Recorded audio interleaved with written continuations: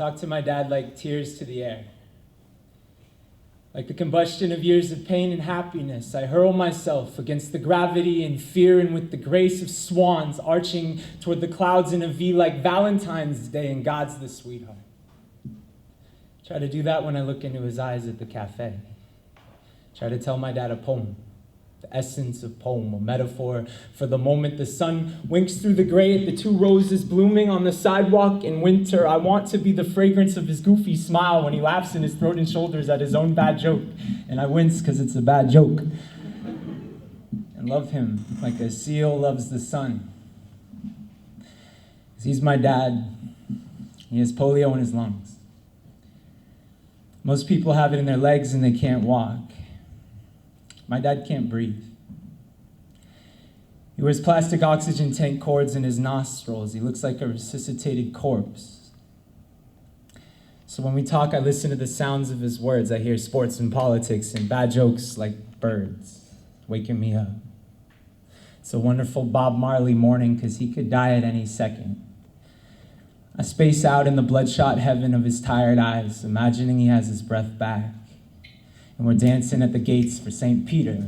Peter loves it. He's throwing the pop rock gunpowder things. He wants to snap on the pavement, and I'm dancing. But I fall through. He looks 500 instead of 60. And I recall my friends asking if that huge living room tank, man, is that helium? You must have a lot of fun, they'd say. And then he'd walk in. Silence would take all our breaths. The time when I'm 10 and he couldn't sleep for a week because his sleeping mask wasn't tight enough. I remember him mumbling gibberish with his eyes shut, reaching around for the air that evaded him, swiping the felt of his favorite chair, and how my cat could have knocked him over if she rubbed his ankle for food. So last year at the basketball game when I couldn't find him because he sat in the wrong seats, I crouched against a concession stand. And I cried. Because my whole life, my dad has been the strongest man I know. I think about him when I don't want to do something and get out of bed, because his self-will could kick the shit out of mine.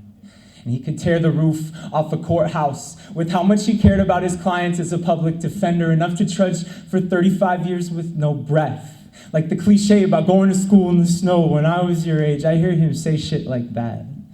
That's been his life with polio in his lungs. As hard as the ink and the pen in my hand, his love made me a poet. His courage makes me a man.